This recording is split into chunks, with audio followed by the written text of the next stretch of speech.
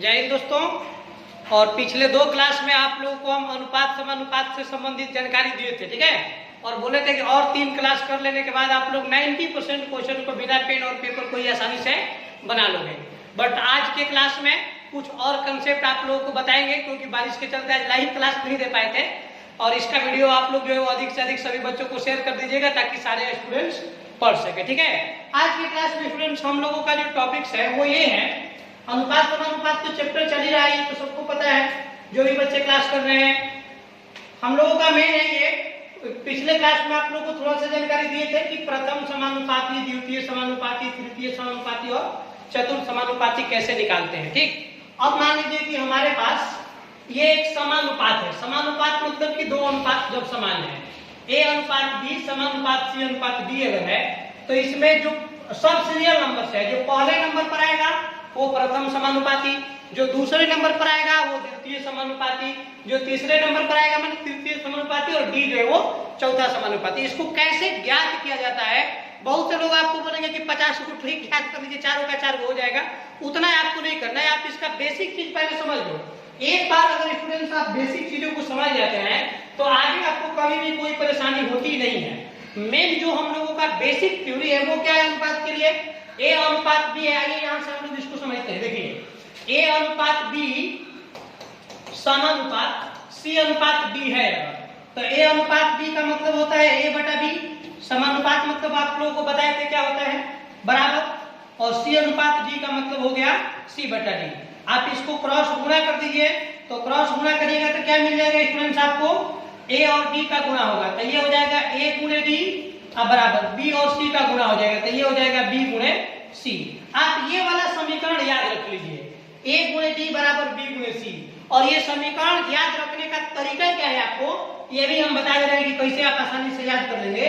तो स्टूडेंट्स ये जो चीजें हम लोगों को लिखी गई है, ए अनुपात बी समानुपात सी अनुपात डी, अगर तो ये बीच वाले का गुणनफल, देखो भाई दोनों बीच वाले का गुणनफल, इसको हम लोग मध्य राशियां कहते हैं, और दोनों किनारे वाले का गुणनफल बराबर होता है। यानी कि बीच वाला का गुणनफल और किनारे वाला का गुणनफल क्या होता है, बराबर होता है। बस इस चीज को आप याद रखेंगे, जल्दी से आप निकाल लीजिएगा, ठीक है।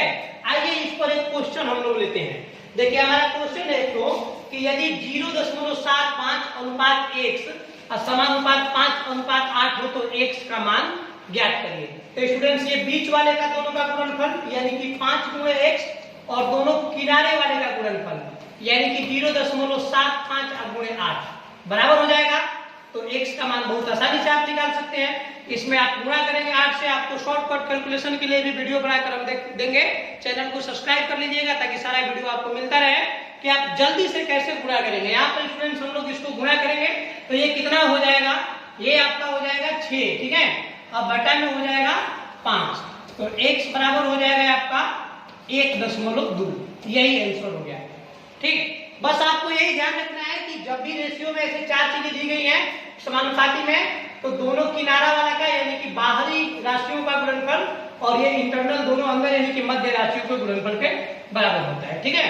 अब कभी कभी कोई क्वेश्चन ऐसे लिखा रहेगा कि चतुर्थानुपाती ज्ञात करो, तो देखो स्टूडेंट्स ये क्या है, ये 5, 9, 12 और चतुर्थ पूछा है ना तो चौथे नंबर पर x लिख लेना है। अगर तृतीय पूछता तो तीसरे नंबर पर हम लोग x लिख लेते, ठीक है। अब देखिए इसमें क्या होगा, इन दोनों बीच वाला का गुणनफल यानी कि 9 गुणे 12 और दोनों किनारे वाला का गुणनफल 5 गुणे x बराबर हो जाएगा। चतुर्थ समानुपाती को आप मान लीजिए कि वो x है, तो अब 5 को भेज दीजिए बराबर को उधर, यहाँ से गुणा कर दो 108, अब बटा में हो जाएगा 5 बराबर x। अब आप इसको क्या करिए, भाग कर दीजिए 5 से, यानी कि डबल कर दीजिए, 108 का हो जाएगा 216, 21.6 हो जाएगा। तो यही आपका आंसर हो गया। बहुत इजी है, कोई दिक्कत नहीं है। नेक्स्ट देखिए आप यहाँ पर देखिए, अब ये 2 क्वेश्चन दिया रहेगा केवल, इसमें ये 2 अंक दिया है कि 18 तथा 24 का तृतीय अनुपाती क्या होगा। अभी तक हम लोग जो 2 क्वेश्चन बनाए हैं ध्यान से समझिएगा, इसमें 4 को वाला है, ए अनुपात बी और बी समानुपात सी अनुपात, ये 4 को वाला था, ठीक है। अब 2 को वाला है, देखो 18 तथा 24 का तृतीय अनुपात ज्ञात कीजिए। तो तृतीय अनुपात मतलब कि तीसरे नंबर पर हम लोगों को x रखना है, तो 18 हो गया, 24 हो गया और x, तो 4 को तो क्वांटिटी है नहीं, तो 4 गुने ये, तो देखिए ये कैसे बनता है, 18 और 24 का जो रेशियो होगा स्टूडेंट्स ये समानुपाती होगा 24 और x के साथ। ठीक है, अब इसको भी वही काम करेंगे आप, ये दोनों बीच वाला का जो गुणनफल होगा और किनारे वाला का गुणनफल वो समान हो जाएगा, यानी कि 18 गुणे 1 से किनारा वाला और बराबर स्टूडेंट्स 24 गुणे 24। एक ही रूल पर सब बता रहे हैं, 25 को रूल याद करने की कोई जरूरत नहीं है। 24 गुणे 24 बटा में 18, जल्दी से मारो कैलकुलेट, आंसर जो है तुम्हारा आ जाएगा। ठीक है, चलिए यहाँ पर देखिए ये लिखा है कि 6 और 24 का मध्यानुपाती क्या होगा। मध्यानुपाती के लिए ये बहुत मतलब ज्यादा सवाल रहता है मध्यानुपाती वाला। आइए निकाल देते हैं। मान लीजिए तो हम लोगों को दो राशि दिया गया है a और b, आप पूछेगा कि इसका मध्यानुपाती क्या होगा। पहले बेसिक थ्योरी निकाल दे रहे हैं, फिर आपको ट्रिक भी बता देंगे। मध्यानुपाती हम लोगों को निकालना है कि इसका मध्यानुपाती क्या होगा स्टूडेंट। तो पहले तो आप ये जानो कि दो राशियों का मध्यानुपाती a तथा b का जो मध्यानुपाती है ना, मध्यानुपाती वो होता है √ab। वहां पर निकाल कर बताएंगे क्या होता है। तो इसका अगर आप प्रयोग करोगे तो इसका मध्यानुपाती क्या हो जाएगा आंसर। मध्यानुपाती मतलब बीच वाला अनुपात, मिडिल वाला, ये रूट में हो जाएगा आपका 6 गुणे 24। ठीक है, ये रूट में मध्यानुपाती निकालना हो जाएगा 6 गुणे 24 आपका रूट में हो जाएगा। आप इसको गुणा कर लीजिएगा, इसमें से बाहर निकालिए, ये 6 है, 24 को तोड़ दो, 6 गुणे 4 दो पार्ट में थे, वो 6 बाहर निकल जाएगा, है वो 2 निकल जाएगा, तो 12 हो गया आंसर। या फिर 144 हो गया, तो ऐसे भी आप 12 निकाल सकते हो। कैसे होता है ये भी जानिए, तभी नहीं याद रहेगा। बेसिक इसका जानिए कि कैसे होता है। देखिए a और b दिया है, अब पूछ रहा है कि मध्यानुपाती ज्ञात करो। तो इसमें एक मध्यानुपाती मान लो इसका x है, तो x डाल लो भाई। तो इसका मतलब ये हो गया कि a और x का जो रेशियो होगा वो बराबर होगा x और b के रेशियो से। तो वही बात है, फिर बोले कि दोनों बीच वाला का गुणनफल और किनारा वाला का बराबर होता है, तो ये दोनों बीच वाला का गुणनफल यानी कि x स्क्वायर a और b का गुणनफल a भी हो जाएगा। तो x बराबर कितना हो जाएगा, अंडर रूट में ab, और x किसको माने थे, मध्यानुपात को। तो अब ये याद रख लीजिएगा आप लोग कि a तथा b अगर दो राशि आपको दिया गया है तो उसका मध्यानुपात हो जाएगा अंडर रूट में ab। उसी का आधार पर हम बनाए थे यहाँ पर 6 और 24 का मध्यानुपाती निकालना है। ठीक है, अब जैसे देखिए सेम वही क्वेश्चन ये भी है, 0.32 है और 0.2 है, बोल रहा है कि इसका मध्यानुपाती ज्ञात करो। तो इसका मध्यानुपाती में कितना हो जाएगा, अभी इसको प्रसिद्ध किए हैं आपके सामने। तो अंडर रूट में हो जाएगा ये 0.32 गुणे 0.02, मध्यानुपाती हो गया। दोनों में गुणा करो भाई, 32 गुना कितना होगा 64, सीधे निकाल दो बाहर ही। उतना क्या करना है, कैलकुलेशन का वीडियो अलग से बना करके आपको बताएंगे, आपको जानकारी भी होगा। 32 गुना कितना हो जाएगा 64, आप पॉइंट हो जाएगा 4 अंक के बाद। चलो एक बार लिख दे रहे हैं, 0.0064 हो जाएगा। तो 64 का 8 निकलेगा, 2 जीरो का 1 जीरो वर्गमूल होता है, तो यही आंसर हो गया आपका 0.08। ठीक, तो ये सब जो चीजें थी इसमें हम लोगों ने क्या सीखा, इसमें स्टूडेंट्स हम लोग सीखे कि किस प्रकार से जो है आप निकालेंगे मध्यानुपाती, तृतीय अनुपाती, चतुर्थ अनुपाती, जो भी निकालना होगा। ठीक है, आगे हम लोगों को अब सीखना है अलग टाइप का प्रश्न सीखना है। अलग टाइप के प्रश्न में देखो एक टाइप का और बताएंगे, इसके बाद वीडियो क्लोज कर देंगे, नेक्स्ट क्लास में बाकी चीजें आपको बताएंगे, वो बहुत ही मजेदार होगा। नेक्स्ट क्लास उसको सीख लोगे एकदम समझेंगे, जीवन धन्य हो जाएगा। देखिए हम लोगों का ये क्या है कि प्रश्न भी आपको अनुपात में दिया रहेगा और उसका उत्तर भी अनुपात में देना होगा। ये आपसे पूछा जाएगा, प्रश्न भी अनुपात में दिया रहेगा और उत्तर भी आपको अनुपात में ही देना होगा। तो वैसे प्रश्नों को कैसे आप 1 सेकेंड 2 सेकेंड में बनाएंगे, इस चीज को जो है वो आपको हम बता दे रहे हैं। ठीक ना, कैसे होगा। ठीक, आइए इसको बताते हैं कि कैसे बनाएंगे। देखिए प्रश्न कैसा रहेगा, ये बहुत ही सिंपल है। अब कल से हम लोग एकदम कठिन वाले पर काम करना शुरू कर देंगे, पर 12 बजे से एकदम जुड़ जाना है। देखिए ये लिखा है कि a में रेशियो a बराबर 3:2 है, तो इसका मान निकालना है। इसमें एक चीज हम आप लोगों को समझाएंगे पहले, अब तो बनाएंगे, 1 मिनट का समय लगेगा। देखो a में रेशियो n का मान अगर स्टूडेंट्स 3:2 दिया गया है तो ये मान अनुपातिक मान कहलाता है, माने रेशियो वाला वैल्यू है। ऐसी बात नहीं है कि m का मान 3 है या n का मान 2 है, क्योंकि अगर m का मान लो 300 रहेगा और n का मान 200 रहेगा, तो अब आप m बटा n निकालोगे तो वो कितना आएगा, 3/2 आ जाएगा, बढ़ जाएगा। अगर m का मान लो स्टूडेंट्स 30 रहेगा, n का मान 20 रहेगा, तो अब आप m बटा n निकालोगे तो 30 बटा में 20 कट कर कितना आ जाएगा, 3:2 आ जाएगा। तो आप कैसे कह सकते हैं कि m का मान 300 था या 30 था, समझ रहे ना। तो ये कटा करके दिया रहता है। तो वास्तव में होता क्या है कि अगर इसका वास्तविक मान आप निकालना चाहोगे कि इसका वास्तविक मान कितना है, तो इसका वास्तविक मान के लिए स्टूडेंट्स हम लोग मान लेते हैं कि m बराबर, समझिएगा बेसिक, फिर ट्रिक पर भी आएंगे। m बराबर मान लो कि आप 3x है और n बराबर मान लो कि 2x है। तो ये अब खत्म हो गया, x का पहाड़ा से मान लो कटा करके इतना लिखा हुआ था, ठीक है।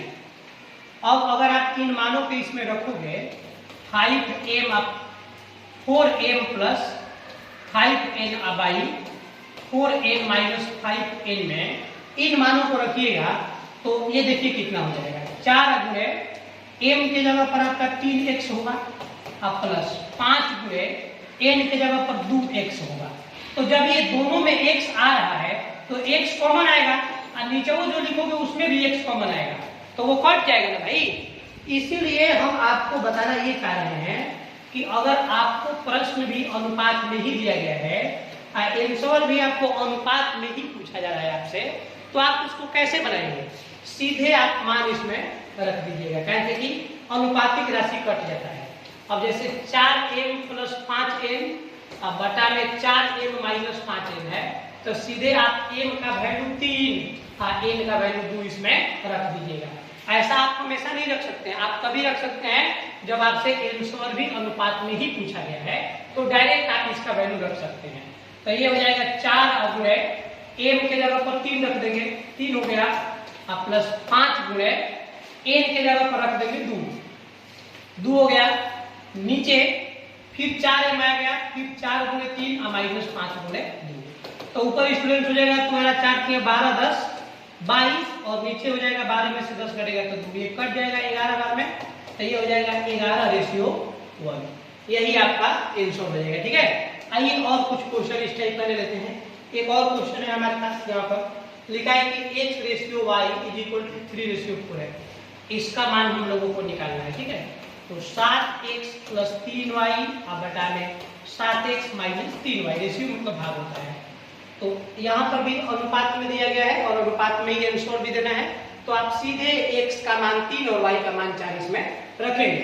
तो ये हो जाएगा 7 गुणे x का मान रखेंगे 3 प्लस 3 गुणे y का मान रख दीजिएगा 4 बटा, ये भी वहां पर हो जाएगा 7 गुणे 3 और माइनस 3 गुणे 4।